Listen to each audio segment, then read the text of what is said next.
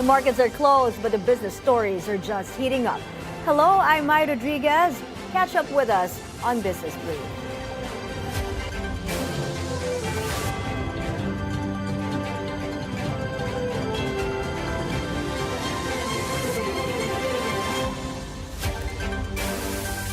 Shares in Asia are mixed after accelerated U.S. inflation pushed most U.S. stocks lower.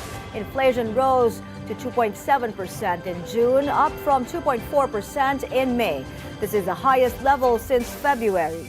Despite the high inflation in the U.S., the tech-heavy Nasdaq gained, reaching another record after CEO Jensen Huang announced that the company received approval from the Trump administration to sell its advanced H20 computer chips used for developing artificial intelligence to China.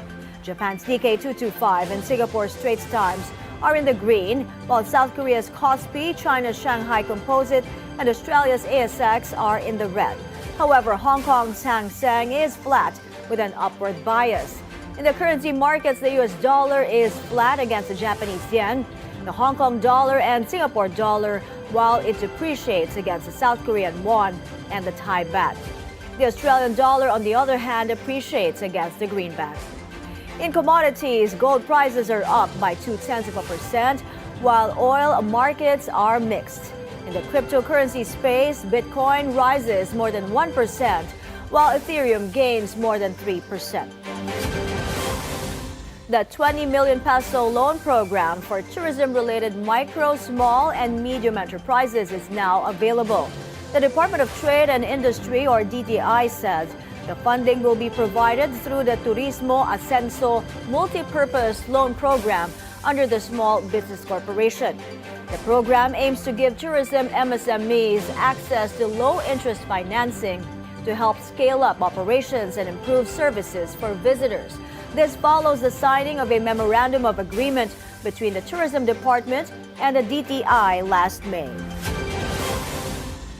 Senior citizens and persons with disabilities can now enjoy up to a 50% discount on Metro Manila rail lines. This comes as President Marcos expands the fare discount coverage to help reduce transportation costs for these priority passengers.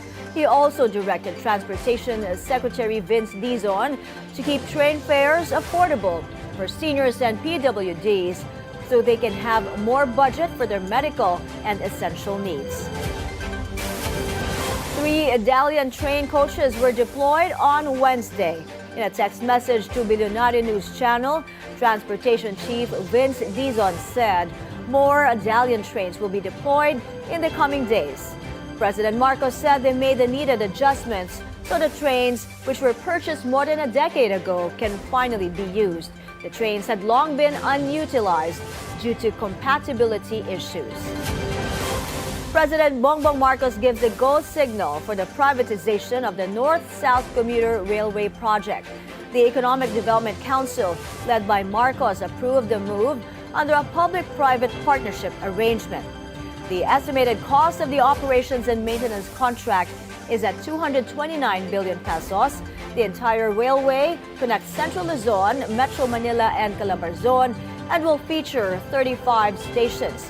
Full operations are expected to begin by January 2032. President Ferdinand Marcos Jr. is optimistic the Metro Manila Subway Project, or MMSP, will be partially operational by 2028. During his inspection of the Camp Aguinaldo subway station in Quezon City, Marcos praised the progress of the ongoing construction. He highlighted that once the MMSP is up and running, travel time from Valenzuela City to the Ninoy Aquino International Airport in Pasay will be cut to just 40 minutes from the usual 2.5 hours. Marcos also commended Japan, the Philippines' partner in the subway's construction, for their excellent work. Sana, matapos natin ito kay hanggang sa Valenzuela, ay nito 28. Baka pwede nang inaugurate. U.S. President Donald Trump announces a new trade deal with Indonesia. deepening ties with one of Southeast Asia's fastest growing economies. Total trade between the U.S. and Indonesia reached just under $40 billion in 2024. Not enough to crack America's top 15 trading partners, but the trend is rising. U.S. exports to Indonesia grew 3.7% last year, while imports rose 4.8%, widening Washington's goods trade deficit to nearly $18 billion. Top U.S. imports from Indonesia include palm oil, electronic equipment, and footwear. So we made a deal with Indonesia. I spoke to their really great president, very popular, very strong, smart, and we made the deal. We have full access to Indonesia, everything. As you know, Indonesia is very strong on copper, but we have full access to everything. We will pay no tariffs. So they are giving us access into Indonesia, which we never had. That's probably the biggest part of the deal. And the other part is they are going to pay 19%, and we are going to pay nothing. I think it's a good deal for both parties. The deal signals Washington's deepening focus on ASEAN markets with potential ripple effects for regional supply chains, including the Philippines. U.S. President Donald Trump is planning to impose tariffs on pharmaceuticals by the end of the month. Trump says the tariffs will begin at a low rate, giving companies time to shift manufacturing back to the U.S. before significantly increasing within a year or so. Since launching his tariff agenda, Trump has secured only a handful of agreements, falling short of his earlier pledge to land 90 deals in 90 days. We got to move them in. Look, there's two ways you do it. You make money, or you have them move here so they don't have to pay the tariff. Those are the two ways. The pharmaceutical companies are moving back to America where they should be. Taking a short break, more business stories are up next. You're watching Business Brief.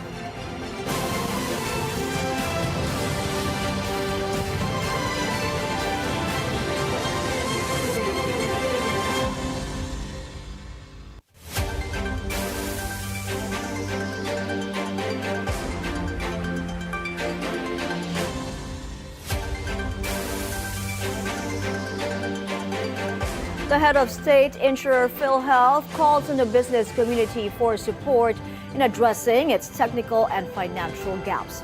Let's get the details from our reporter Sujin Kim. She joins us now from the Bonifacio Global City. Go ahead, Sujin.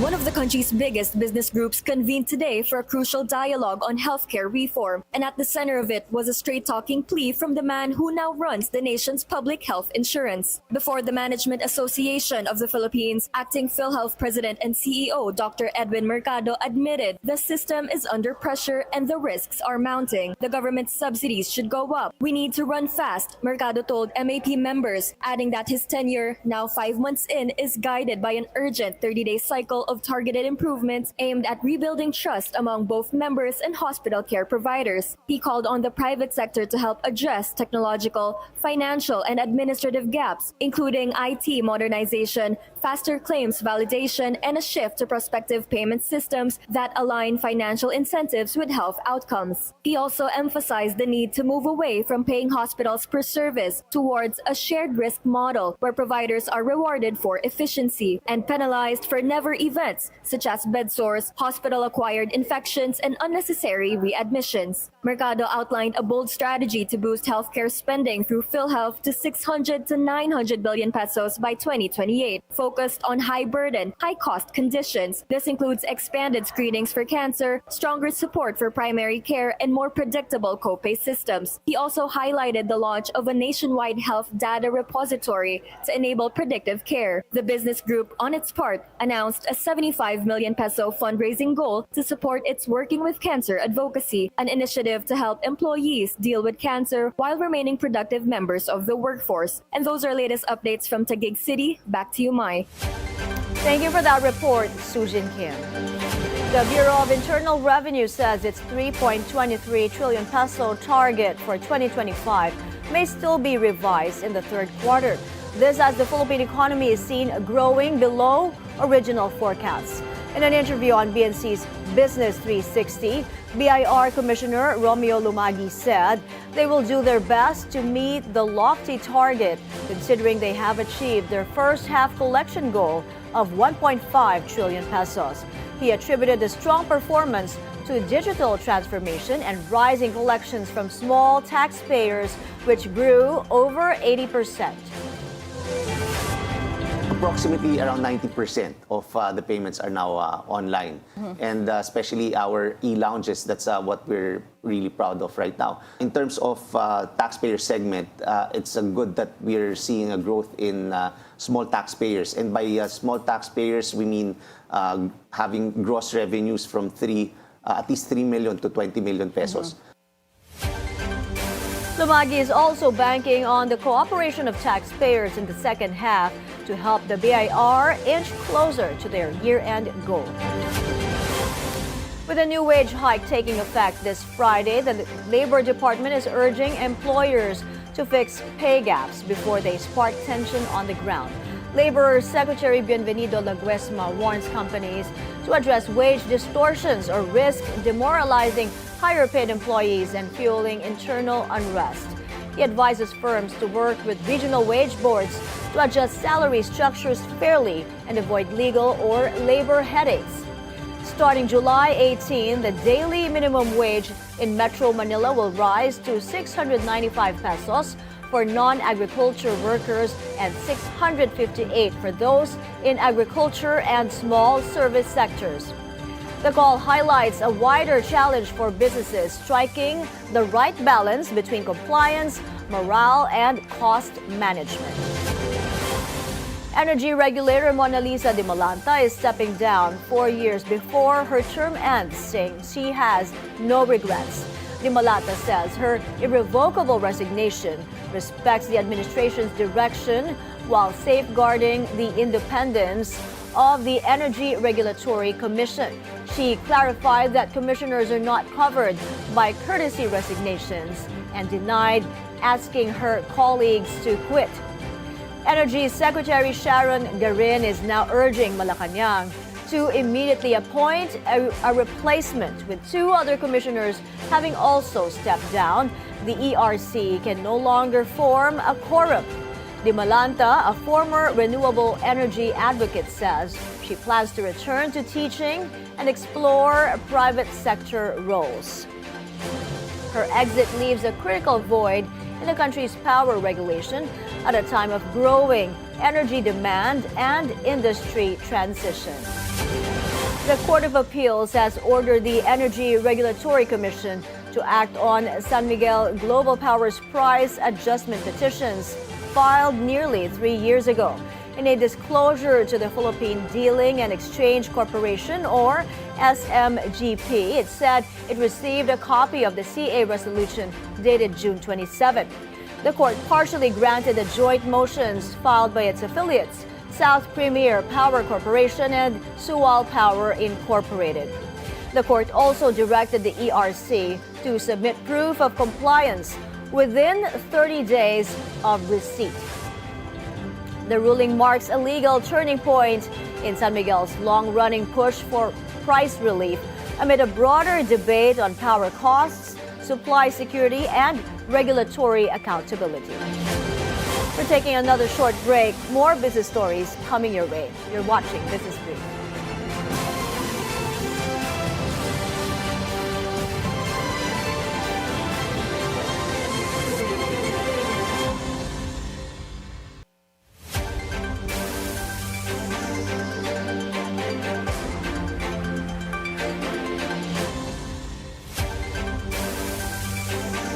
U.S. Defense Secretary Pete Hegseth orders the withdrawal of half of the 4,000 National Guard troops deployed to Los Angeles during last month's protests. The Pentagon says the decision was made following the successful completion of the mission. Around 2,000 National Guard troops will remain in LA, along with approximately 700 Marines.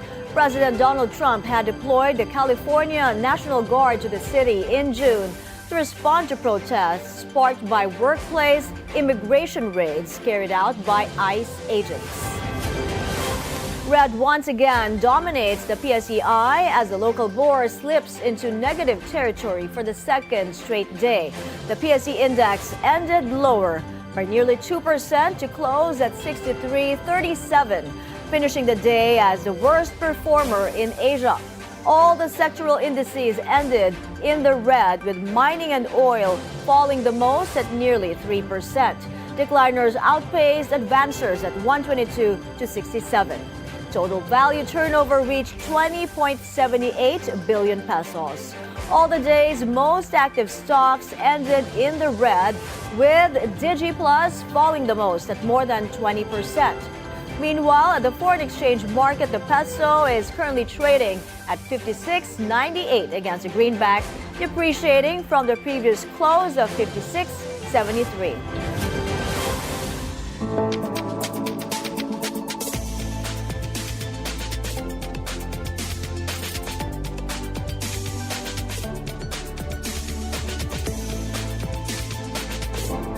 That's a wrap for today's Business Brief. I'm Mai Rodriguez.